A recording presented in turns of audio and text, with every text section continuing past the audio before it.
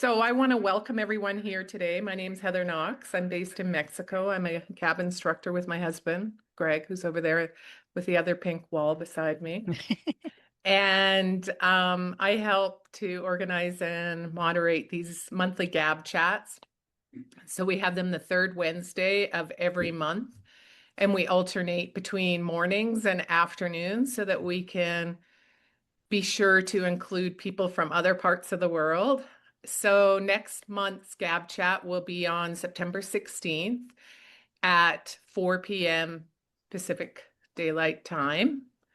Next month, we're working on a presentation about teaching GAB to individuals with cognitive changes, and we're putting together a panel of individuals who've done this work before. So be sure to watch out in your inbox for the invitation and places to register for that. Today's GAB chat is going to be led by our wonderful Sarah White. Sarah and her team have been working really hard to do a survey to understand where all of us GAB instructors, how we're doing and what we're doing and how it's being done and how we can be supported to do this work better. And so the results are in, and today Sarah is going to share the results of that survey, and it's really interesting. All right. So I'm going to pass this over to Sarah now. Okay. Well, I am so excited to be here and presenting these results because we've been working on this since spring. And it's just exciting to begin to understand the information coming out of it. But before I launch into that presentation, I just have a couple of things I want to mention. One is that we've been working on an annual report of the Birren Center, a sort of state of the Birren Center. And because this is the first time there's been a document like this since the forming of the nonprofit, it's more than an annual report. It really covers the launch of the organization and everything up to the current date. And that will be going on the website shortly. There'll be an announcement in the next Gazette with the link to it. And I encourage anybody who's curious about the state of the Birren Center to have a look at that. And the other thing I want to say is that we have just convened, getting off the ground, a marketing team specializing in social media marketing. And if there are any volunteers in the room who are on that social media team, well, raise your hand, do a little happy dance and show us who you are, because we want to show you that we're grateful to have you on that team. So Gord, I know you're on the team, and I'm not sure others in the room or names I recognize from that list, but we're really excited to have those volunteers because that's been a missing piece, and it's important in the run-up between now to the summit in October. And I hope you're all aware of the GAB Summit, October 14th to 16th. That's going to be like a GAB chat on steroids that goes on for 3 days. I think there's a total of 22 different presentations at the summit. So that is a not to be missed opportunity to find out more about what's going on in the GAB community and beyond. So I will share a screen and begin my presentation now. Am I ready to go there? Did you want to thank the analyzers who? That's the next thing coming up. Okay, good. Where's share screen? GAB Summit, is that online or is that Yeah, physical? all virtual. We hope someday to have an in-person conference, but we need to be much more financially stable and secure before we take on that kind of commitment. So this will be all online, which is great because we have a community that's spread over 35 countries around the world. As you'll find out. So here is the volunteer team to be thanked for this. Lisa Raphael Bogart, Angela Lifsey, Carolyn Levy were the members who really stepped up and put in the majority of the work on this. And a special shout out to Lisa, who did the analysis of the quantitative data, and Angela, who did the analysis of the qualitative, which fed into the deeper analysis that led to the instructor profiles that we'll talk about when we get a little further into this meeting. And I'll be presenting the quantitative results, then the qualitative, which leads into the instructor ecosystem that we'll describe, where there are 5 profiles that we'll go into breakout rooms and do a kind of mini focus group based on with you contributing to the profile that you feel most fits the description of you and your relationship to guided autobiography. And then we'll have some report backs, and that will close the presentation. And if I do this right, it should take about an hour, including the breakout groups time. Within half an hour, we should be going into our breakout groups. So the purpose of today's chat is not simply to report the survey results. We want to move through 3 questions. What did we learn? Who are our instructors? And most importantly, what do instructors at different stages and in different circumstances need from the Birren Center? So we'll spend the first part of our time looking at the survey findings, and then we'll get into the ecosystem. You choose the profile that feels closest to where you're at right now. You join a breakout room with instructors in similar circumstances, and then you discuss among yourselves what would make the greatest difference for instructors like you, and then you bring a report back to the group. As I go through these slides, I have time for 1 or 2 comments on each slide. I don't have to just keep rolling along talking. So I invite you, raise your hand, put a comment in the chat. And Heather and Michaela, I ask that you watch that because I'm really bad at doing that while I'm presenting. So thank you. So first finding, teaching experience. One of the clearest findings from the survey is just how varied this instructor community is. Some respondents are newly certified, others have been teaching GAB for many years. 27% have taught for 1 to 3 years. 30% have facilitated just 1 to 3 workshops, while others have facilitated dozens.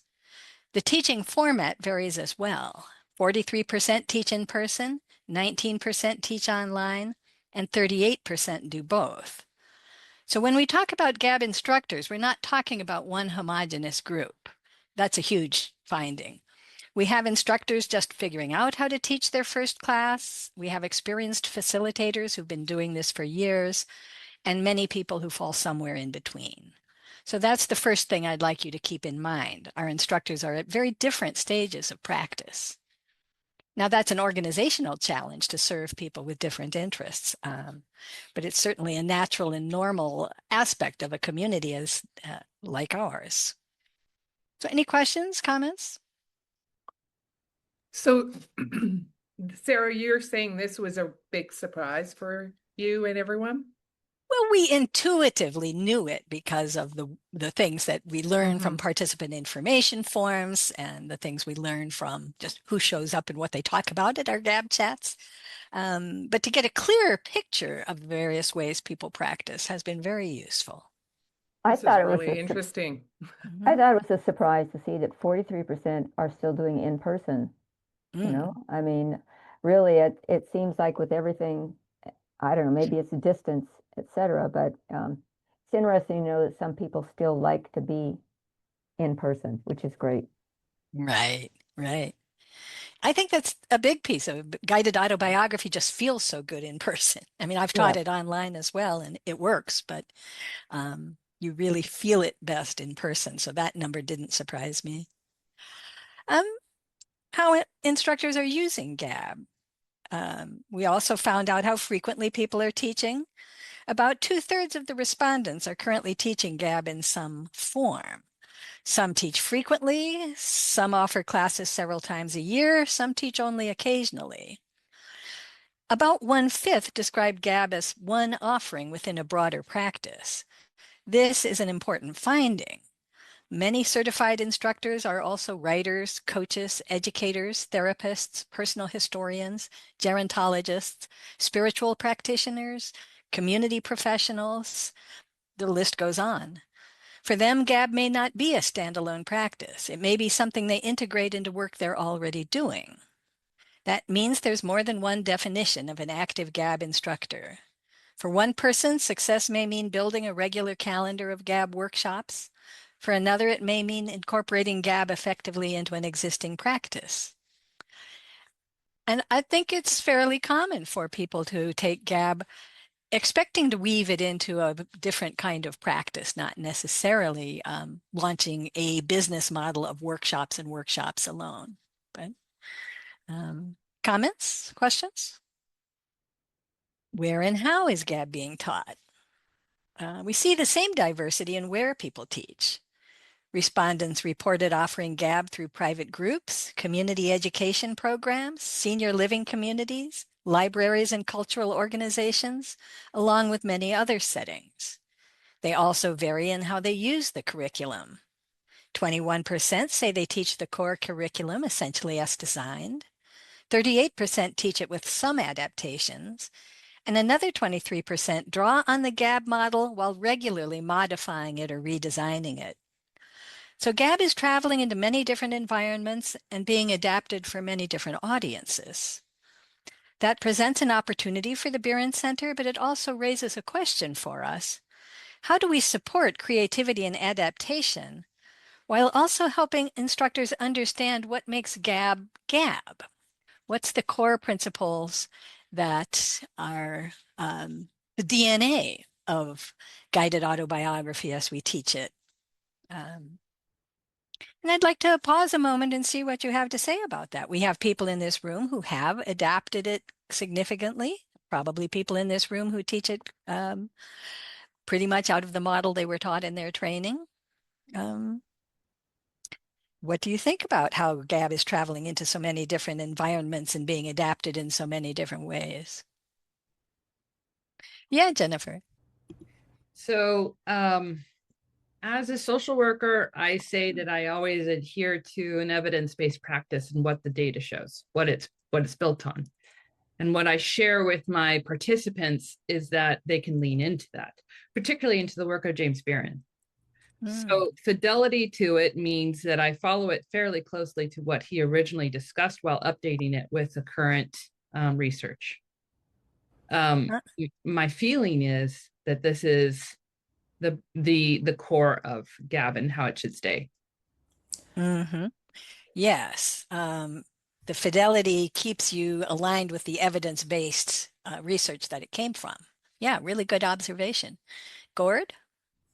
I think what I've noticed is that we're in 2026 and not, say, 1976, and life, the way we communicate with each other has evolved. And I think it's in the nature of the work to evolve, not to lose the fundamentals, but to address what changes have transpired in that time. And I think it's organically going where it's going. That diversity is actually, I think, a really good thing. Yeah. Jennifer, a follow on to that? Or? Well, and then may I comment that there is no one way that we are all teaching it at this point, then, if that's the case. And also, it would be nice to see the latest research. I really lean into the 2-year positive effect that is originally, and I don't teach the 1976 version. I teach the 2001 version, updated again with the latest research. But I agree with you that it has to be modified each year, particularly, and for each group, depending on the population. Yeah, modify for population, modify for the research evidence. Yes. Very good points. Very good points. In our conversations internally, what we feel the DNA of the Birren methodology is that it will involve small group process, and it will involve writing, expressive writing on prompting themes, and that there will be sharing. There will be reading your work, responding to other people's work in that active, responsive way that we do.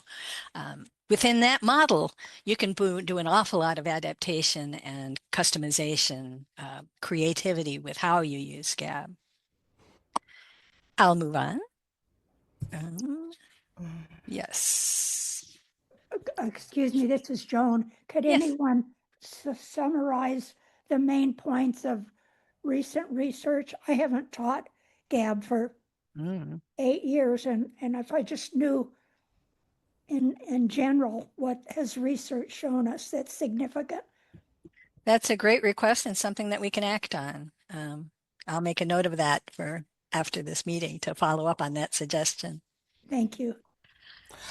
Sarah, Yes, Julie. yeah, I'm interested in knowing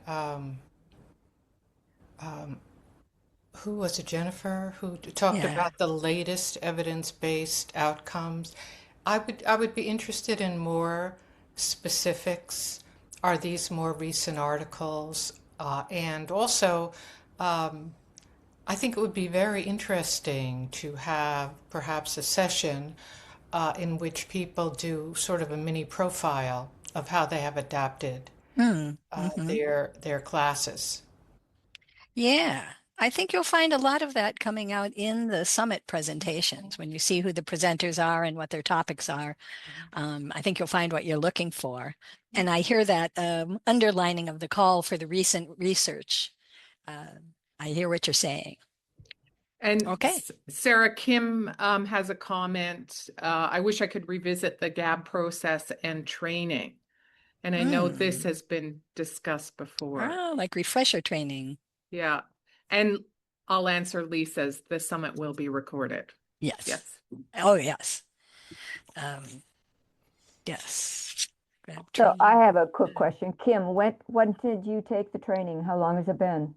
I think it was 2 or 3 years ago, but when I took it, I had done a weekend workshop, and I had never been exposed to GAB. And so I immediately signed up for it, Yeah. not knowing that I was going to be interested in doing the training. I was just really interested in how it worked. Yeah.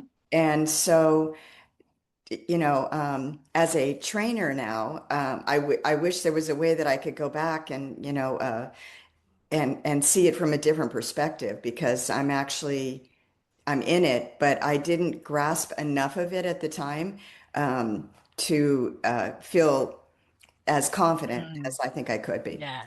Okay.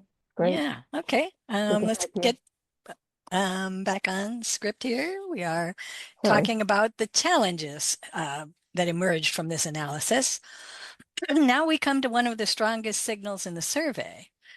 The biggest challenge instructors report is not necessarily teaching GAB, it's finding people to teach. Difficulty finding participants and challenges with marketing or self-promotion were among the leading barriers to teaching more often. And when we asked instructors where they feel least confident, 61% chose recruiting or filling classes. This is substantially higher than the percentage who identified managing emotional or sensitive topics or the giving feedback on the writing.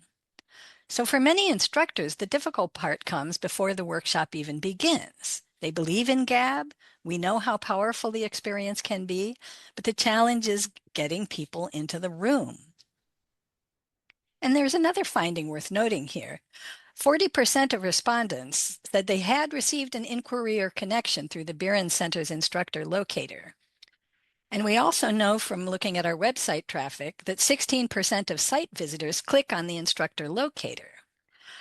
So that doesn't mean the locator has no value, that only 40% have gotten inquiries from it.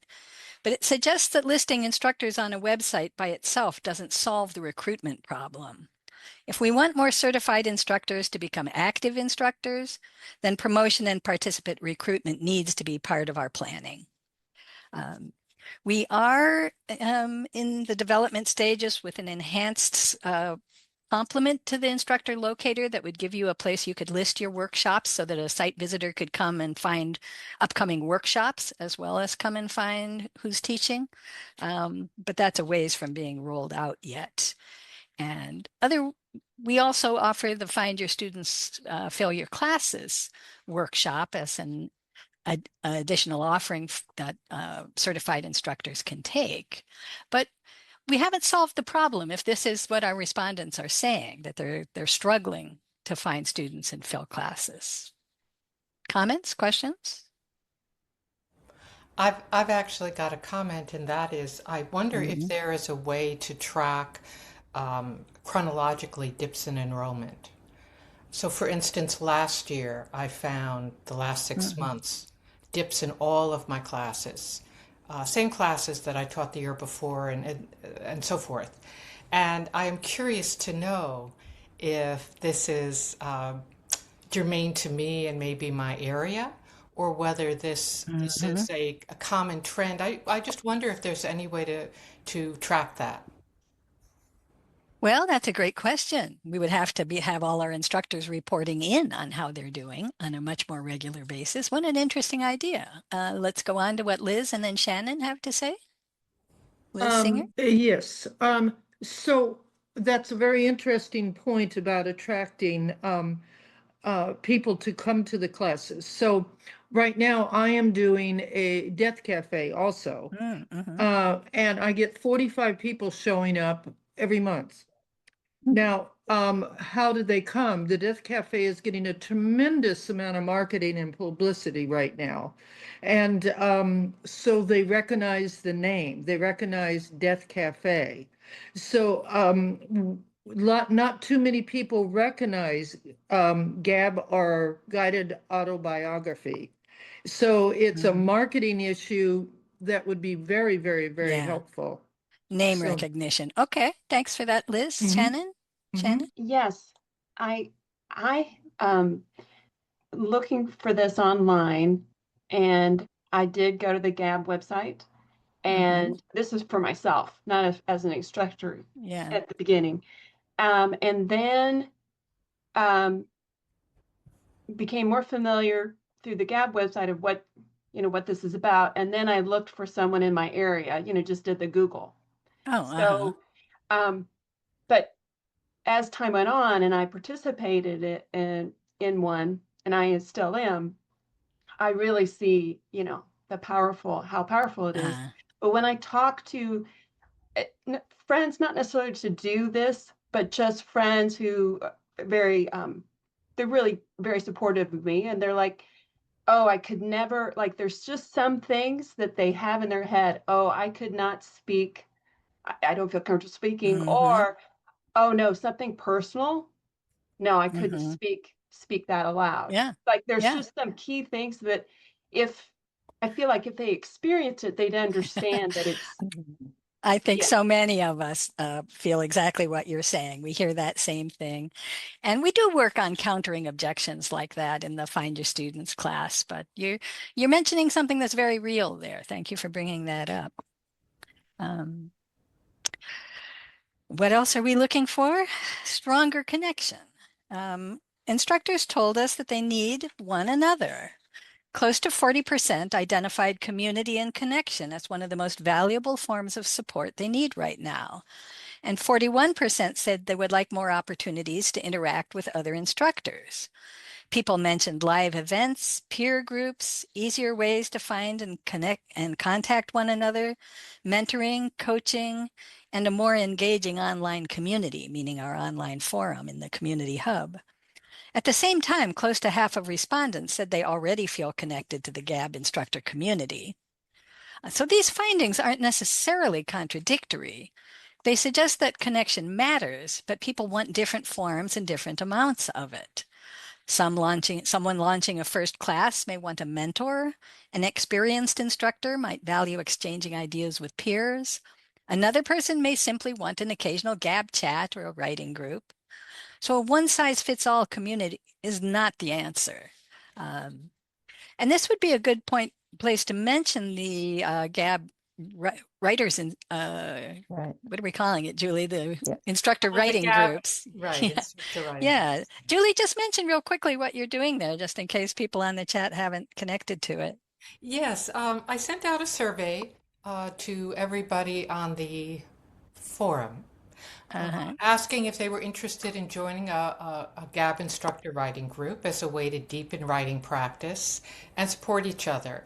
And to date, we have 21 people in groups, in a total of 5 groups. Some have started, some are going to be starting relatively soon. And you treat these groups, generally speaking, as a GAB class. You choose a theme. You can either use an existing theme or create one of your own. And you read to each other and provide feedback. And so it's really a way to continue on with your GAB writing practice, and also a way to keep you deeply connected with your students' experiences. Yeah, thank you, Julie. So we saw these indications early on in this survey, and Julie came forward with this proposal, and we're really happy to offer it as just one of our ways to connect. And then I'll just run through a couple more slides here and we'll get to the focus group. Involvement with the Birren Center. The same pattern appeared when we asked how instructors would like to be involved with the Birren Center itself. At least 80% of respondents have participated in a Birren Center course, program, or event since getting your certification. So we're not an uninvolved community. But when asked how people would like to participate going forward, 45%, nearly half, said they were unsure. Some prefer short-term projects, some want occasional contributions, one-shots, and only a relatively small group wants ongoing involvement. And 31% said they were not interested in any of the specific participation opportunities that we listed. So that's useful information. It tells us that being connected to the Birren Center does not have to mean serving on a committee or taking on continuing responsibilities. We need multiple doors into the community, multiple ways to be in the community. You can be very involved, a little involved, or simply instructor who is connected to an institution, the Birren Center. Any thoughts on that? This is where I'd love to go into my volunteer pitch, of course, because we need all of the volunteer power we can muster to meet our ambitious program ideas for the center. But I'll just let that hang out there and just move on to the demographics who responded. As you might guess, 39% of respondents are between 65 and 74, and another 22% are 75 or older. We are a wisdom-rich group of people. We have life experience behind us. 38% describe themselves as retired, while 35% are self-employed or independent.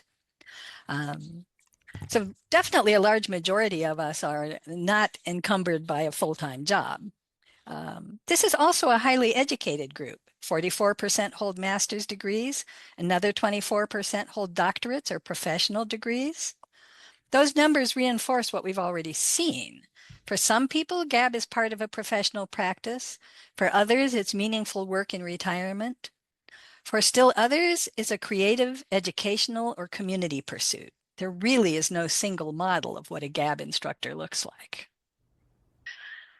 So this is my bridge to the instructor ecosystem. When Angela analyzed the open-ended responses, that diversity became even more visible. Instructors described integrating GAB into storytelling, coaching, education, community service, list goes on. And they described teaching in so many different venues, as many as we can imagine, really. But beneath all that, we saw a pattern. Instructors seem to be asking different questions depending on where they are in their relationship with guided autobiography. And this led to us developing what we're calling the instructor ecosystem. And this is where we'll go to our breakout rooms based on which of these profiles you identify with. So I'll just spend a few minutes describing these and then let you choose where you belong. These are working models, not fixed categories. They aren't personality types. You may recognize yourself in two or more of them. You may move from one to another over time. We're using them because they help us replace a very broad question, what do GAB instructors need, with a much more useful one. What does this instructor need at this point in their journey? So the launching instructor is asking, how do I get from certified to teaching? They may have just completed certification, or they may have been certified but just got away from it and didn't get a first class underway and not feel confident. They need from us onboarding, mentoring, activation. The GAB Integrator. How can I use GAB within the work I already do? These are the people who identified as therapists, educators, personal historians, other kinds of professionals. They're not necessarily looking to create a standalone practice with GAB. They just want to use it appropriately and effectively within something else they're already passionate about doing. So we equip them, clarify standards, and support their adaptations. The practice builder. This is the one asking, how do I find students and opportunities? They know they want to teach. What they need is help creating a sustainable flow of participants. Our role, promote, connect, generate demand. The continuing practitioner. How do I keep growing and keep my teaching fresh? These may be some of our most experienced instructors. They've already solved how do I start. They've already figured out how they integrate it into whatever they're doing. Now they may want advanced learning, new resources, research, that's what I heard you asking for, collegial exchange, fresh curriculum ideas, opportunities to mentor and lead. Our role is to resource them, to convene them, to help them deepen their practice. And then finally, there's the connected but less active instructor. At this moment, they don't intend to have an active practice. They're asking, how can I stay connected even so? They may have taught in the past, they may teach very occasionally, or GAB may simply no longer be a major priority for them, but they still value this work in this community. Maybe they want writing groups, events, resources, friendships.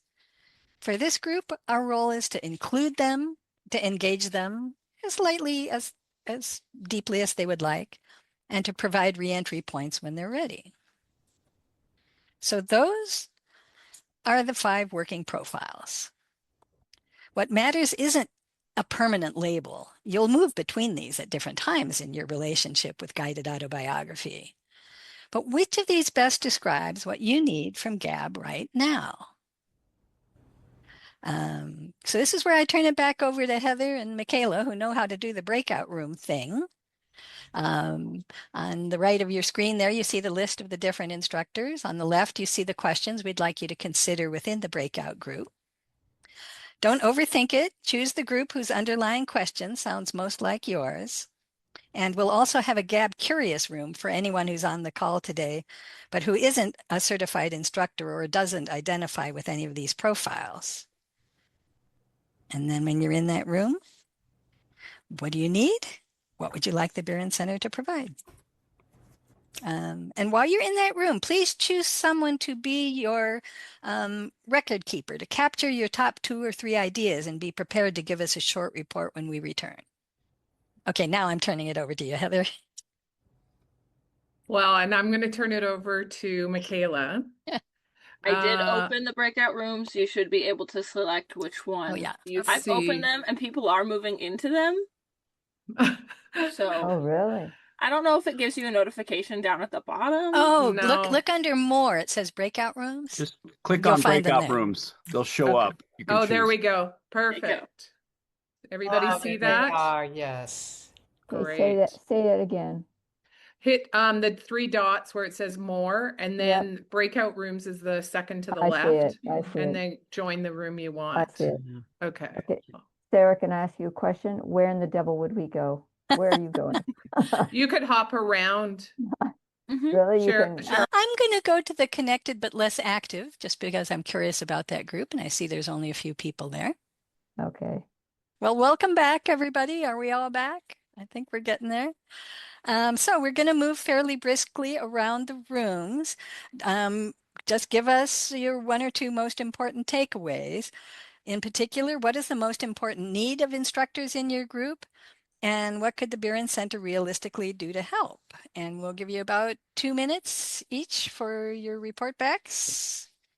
And let's start with the launching instructor. Who's our report back from the launching instructor group? I can go ahead and report back. I don't think we decided, but I'll just go ahead and do it. We were just talking about, the basics of where we would do it, how much we would charge, since 2 of us had taken it a few years ago, and one of us is about to take the workshop from Mark starting in September to become certified. So she's already here and gleaning information. So I know a lot of those things have been addressed in past GAB materials and websites. We're just brainstorming currently. So I don't know that we have too much more to say. I can be quiet if anyone else wants to say it. Anybody else in the room want to add to that from the launching instructors? How many were in your group, April? 3. Oh, okay. Okay. And how did you decide how much to charge, or what was the range? We didn't get there. But we decided that's very important so people are committed, that if you offer it for free, people don't take it seriously.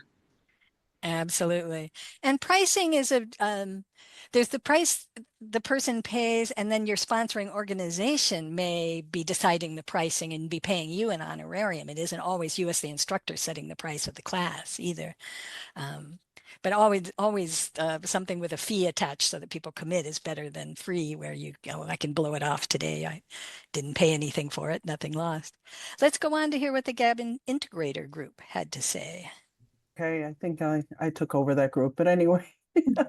Hi, Hi, everybody. We had a very diverse group. Not everybody came with a practice. So that was it. We had 6 people in the group. I'll try to synthesize this. I think we didn't have enough time. So can I just say that we went through introductions and then we had 4 minutes. But some interesting things came up, I think. One was, is there a possibility of creating some sub-practice groups? So I'm just going to give you an example. So maybe all the coaches. So the coaches would get together and talk about how they might, because everybody's coaching practice is going to be different anyway, how they might integrate it. So that might be a way to do it. Someone else came up with a really good idea, I thought, which is a little bit deals with everybody, not just the integrators, which was about, are there people in the GAB community that can offer a chat, or not a chat, a talk, because they have an expertise in something that's related. And I can't remember who said this. Maybe it was Tori, talked about how she was like an Excel expert. And so that might be something she'd be willing to either mentor somebody on or do a half-hour thing that people could come to and use it in their practice. Somebody also talked about updating themes, and like that would be really helpful for integrating into private practices or different practices. And that's what I pulled out as concrete things. Anybody else in the group want to jump in? How many were in your group, Angela? 6 of us. 6. 6? Yeah. Okay. Yeah.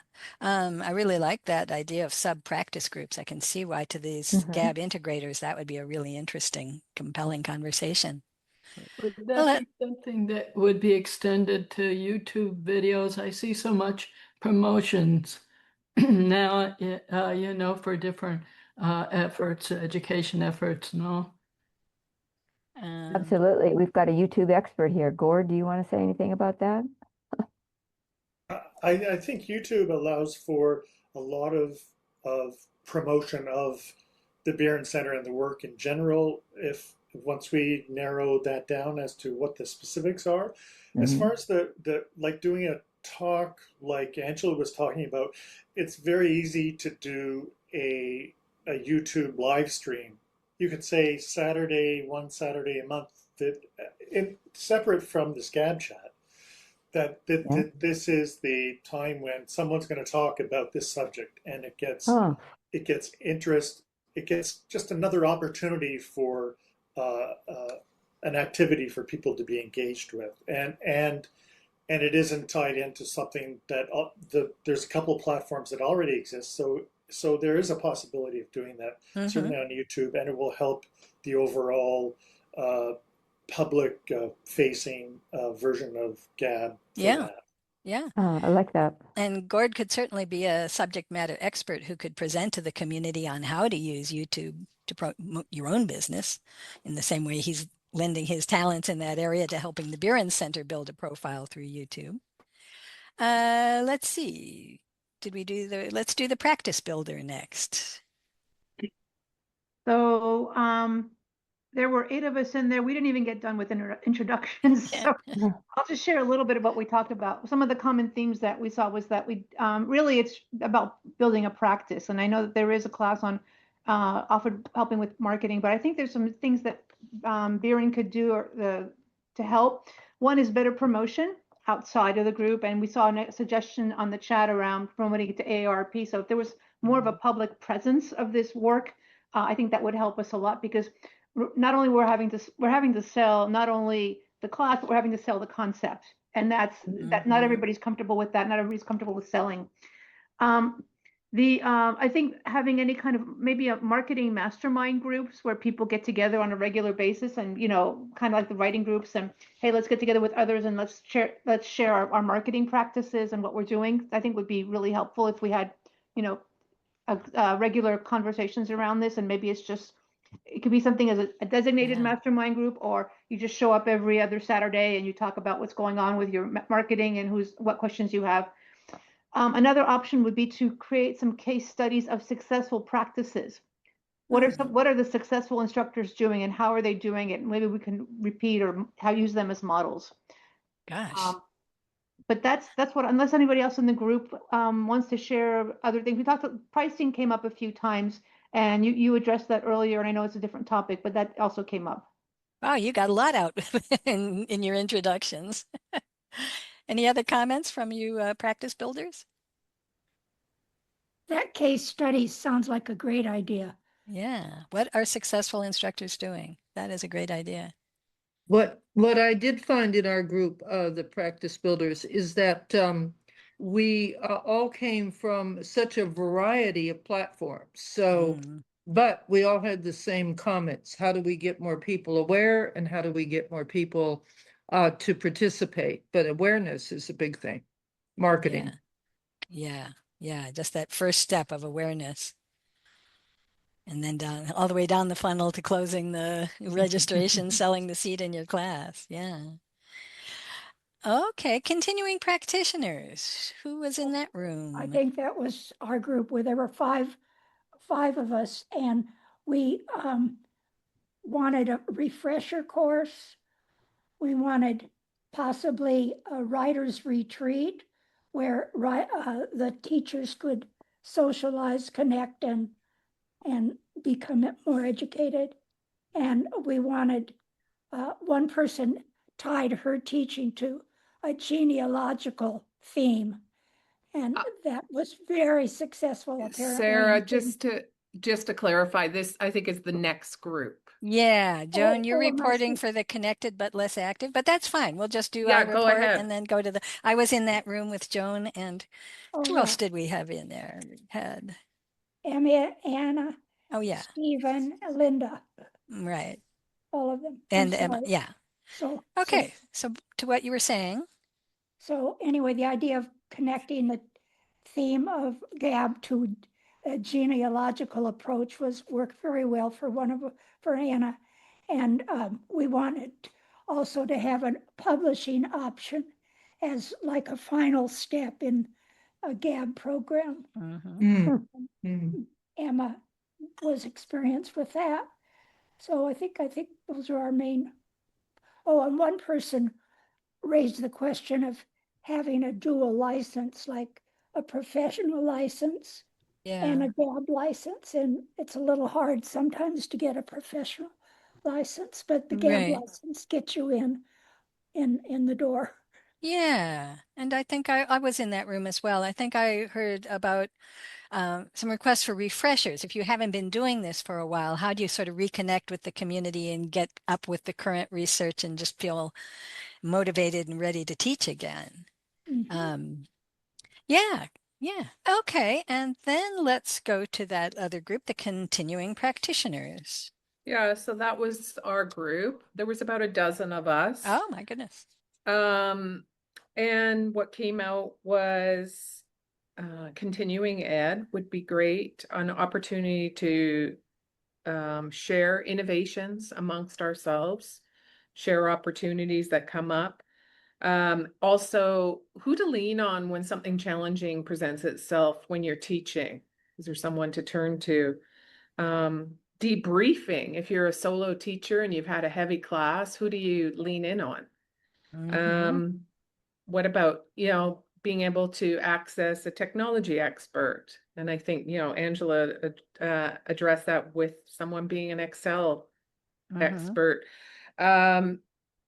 Library of presentation or class materials, a list of individuals and their emails, Also, I've always thought it'd be neat if the Birren Center could list all upcoming classes as a bulletin board. It would show the higher activity of the Birren Center, and then give us another place to show, put the word out there.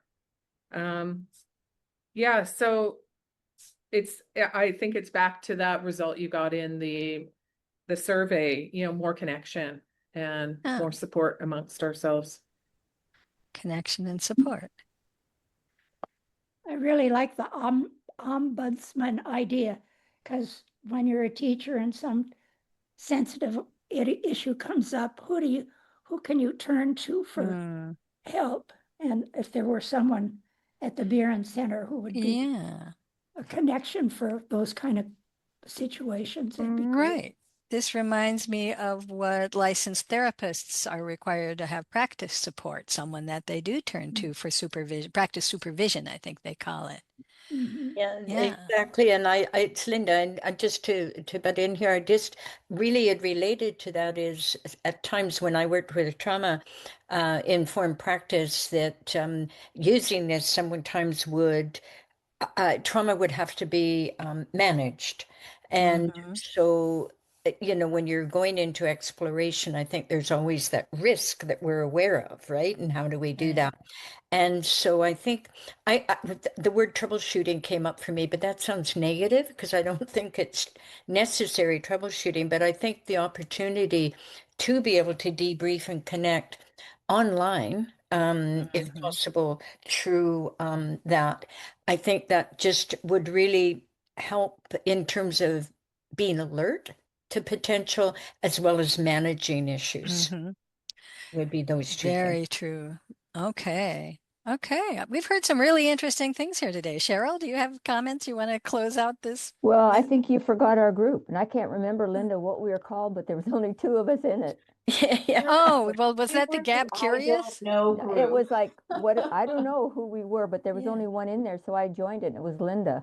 Linda, you want to talk about what we talked about? We could have kept going. Yeah, that was the GAB Curious group. Okay. Yeah. Right. So I actually did the teacher training 2 years ago, but I am still working full time and have yet to deliver a GAB session. So I thought when I saw this advertised, I thought, oh, I'll tune into the call. I was 30 minutes late. I arrived into the meeting just as you were dividing into breakout groups. So lucky me, I had 10 minutes directly with the guru, with Cheryl. Lucky you. And I'm actually planning to do a session for 6 friends. We are a neighborhood group of girlfriends. We've known each other 15 years on a certain level.